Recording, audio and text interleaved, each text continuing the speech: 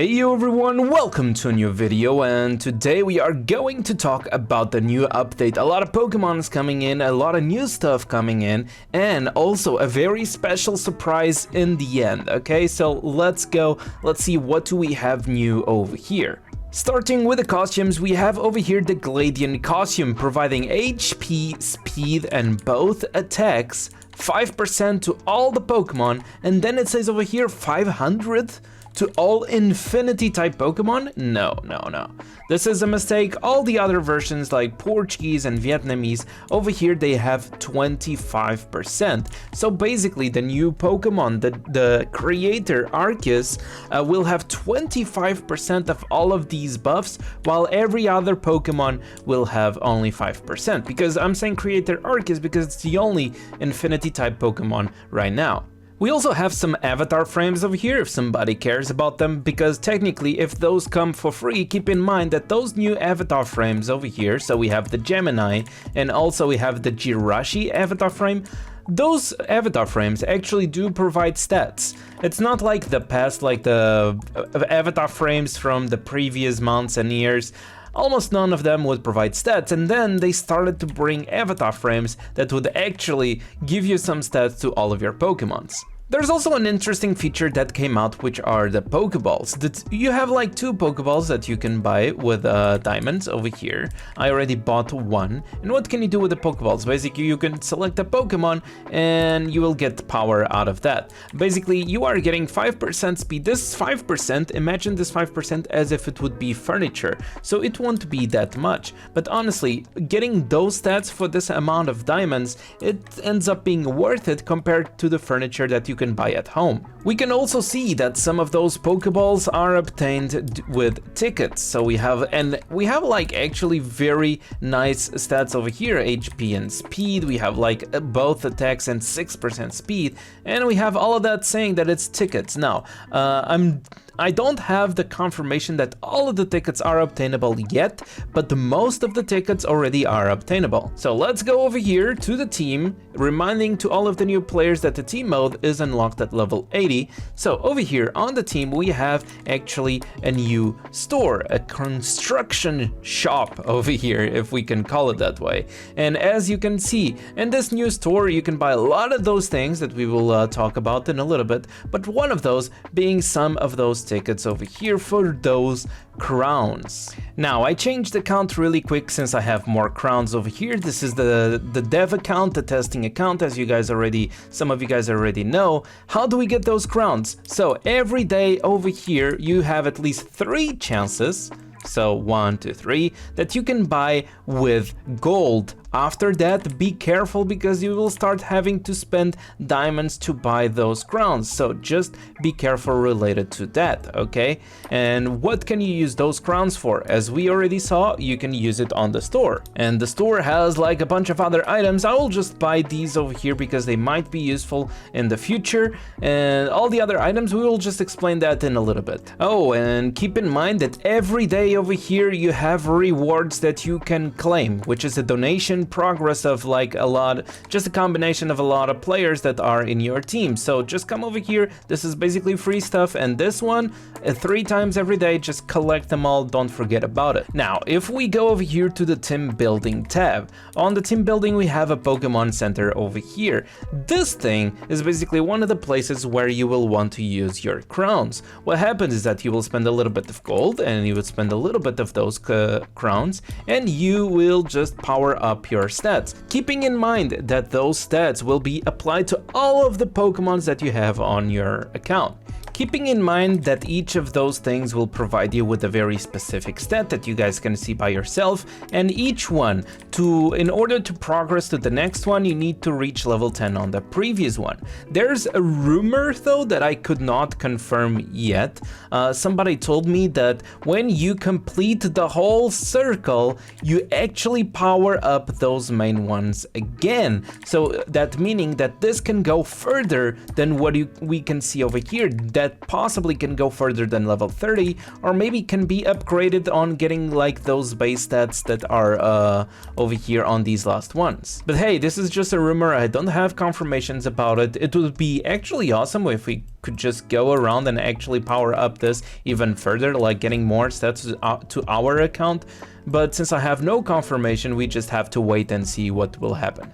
Still over here in the city, we have the horse racing field. So a lot of people are wondering, how do I play? How do I support yada yada? And yeah, as it says, you haven't enrolled in this match yet, so you can't join. So basically what this is that there is a registration phase, and we can actually read a little bit about it. If you guys are interested, you just come over here to this question mark and you read a little bit about this. But basically, like short story, I don't even know how to speak English right now. But basically, you can only register on this game mode at the beginning of the month. So basically, we will need to wait until the beginning of the next month to understand how all of this thing works over here. Okay, since I did switch account, I was logged in on my account so that I could show you guys the Pokemon fence and stuff. So that account is about horse Pokemon. It's about the racing game, and from what my experience was, if you have golden Pokemon, like the better color, the higher rarity the Pokemon you have, it should be better for those horse racings over there. But hey, all about this new game mode will be explained once we actually unlock the game mode and I can actually mess around with it. I could actually go to the Portuguese version and test it out myself already, so that I can have a better idea to when it comes out to our English version. Okay, but let's talk about really quick about what basically everybody has been talking about this last few days, which is Sword and Shield. Okay, everybody's going madness because of their new ability. So Sword and Shield already now have a secret technique, they already have a third ability, and now also a dream ability. All of this in the same update, all of this for both Sword and Shield. Their dream abilities are actually very strong. Let's take a look at this one from Shield, for example. The dream ability that is specific from Shield basically says, like, when joining a battle, so this is basically on battle start. He does not need to move to activate this. He has 14% extra damage reduction and tenacity, and this effect is increased by 70% if Sword is on the field. So yeah, basically this only lasts for 1 round though, and Shield needs to use his ultimate if he wants to activate this once again. And if we go over here to Overlord Sword, he has a very similar one, but instead of damage reduction and tenacity, he gives himself speed. So 10% speed, but if Shield is in the battle, or Zamazenta is in the battle, the bonus is increased by 50%. So this is 60% extra speed. This is on battle start, but if you just use an ultimate, you will refresh this buff. Keeping in mind that these buffs only last for 1 round unless they use the ultimate. So you can take that to your advantage or not. And just another thing that is important to mention, and I'll mention it again, which is when they are both together, they have 50%, for example, when they're both together, Sword provides 50% extra speed, right? And then we have Shield that provides 70% damage reduction and tenacity. This is applied when they are together. This is applied to all of the Pokemon. So Sword also gets that damage reduction, but if there's a third Pokemon over there, they also get that speed and damage reduction, okay? And I do understand that a lot of people are thinking now this is unfair, and honestly, I feel like a counter to these Pokemon should be coming soon. If we go back to the previous metas, when I started playing the game,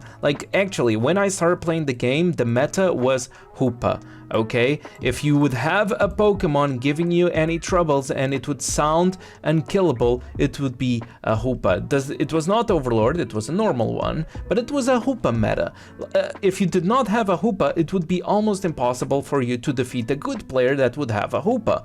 Of course, there was some strategies that players could abuse. For example, there was like a Genesect with double sacrifice and other things that could be interesting to take down the Hoopa, but there was like no doubt that this was the big Pokemon that nobody could defeat unless it was Hoopa against Hoopa. Sword and Shield feels exactly the same now. Later, new Pokemon were released, right? So Ultra Sun and Ultra Moon, they were the meta Pokemon and they were the Hoopa counters. Even though Hoopa with a Zoroark could counter a little bit the Ultra Sun and Ultra Moon, but a well-built Ultra Sun or a well-built team like this would always give problem to Hoopa when it was like this. So this was the Hoopa counter. So for a long time, there was only 2 meta teams, and that's what is going on right now. Right now we have the Sword and Shield as the big boys, and I would assume that these are actually the main team right now, because that actually extra speed that they get now, they will probably be faster.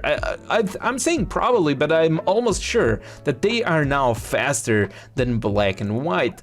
Being Black and White over here, the second meta team, which it's also feels impossible to defeat if you are using like other kinds of teams, honestly. Just telling you guys a little bit of story, just to I don't know, just to make people feel a little bit better about all of these buffs, and everything seems impossible right now.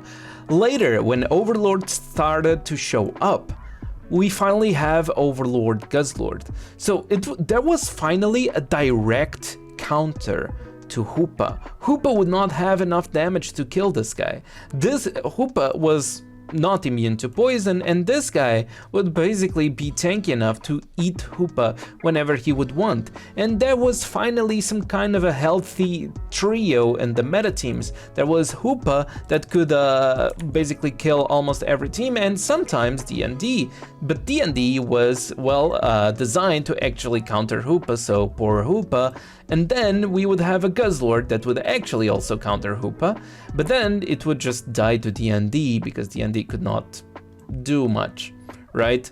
And that was the meta back then. Like, we would finally have 3 teams. I have a feeling that when we finally have, like, for example, Eternatus coming to the game, that it will be finally a change. We don't need to look at the typings because the typing seems to suck, because what matters is the skill and what the Pokemon can perform in game. Okay, enough talking, let's get into the Resonance Ho-Ho, okay? So Resonance Ho-Ho does not have all the full skill description over here in the English version, because we have the Resonance Ho-Ho over here, it has some skills over here, but if we go to the skill breakthrough over here, the problem is that there's no skill breakthrough. On the Portuguese version and on the Vietnamese version, the Resonance Ho-Ho actually has a skill breakthrough, and one of the things is that he would have 20% chance of being unkillable for 1 round.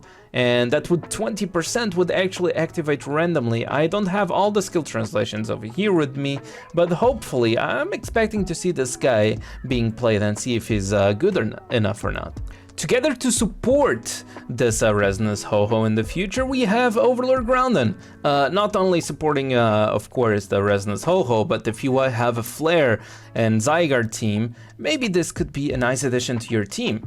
And now, last but not least, I will take a look at this Pokemon better tomorrow on stream, okay? This Pokemon is interesting, so we will take a look at it, see how it performs, and what can we actually do with the passives of this Pokemon. But here it is, the most interesting part of this update is the Wish Star. So Legendary Journey, let's come down over here and let's go to Leech Crisis over here. So Luzamine's Nihilego, this Pokemon will unlock a Wish Star, and that's the best part in my opinion about this update.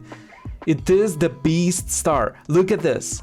In battle, increases all of your Pokemon's 20% tenacity can be stacked. For those who don't know, tenacity is basically making your Pokemon resistant to crits, so the enemy will crit you less often. If you are giving 20% of this to your Pokemon, it's already big.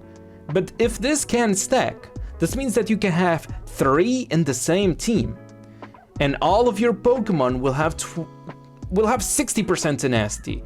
Now, we just need to test if this is like, for example, if a Pokemon dies, if this effect goes away, etc, etc. You guys already know, Pokeland, we have to test everything, but it's promising. It's promising because a lot of people are mostly concerned about like the new Pokemon's full of damage now, Sword and Shield just destroying and stuff, but now we have tenacity, we can actually make some tanks happen.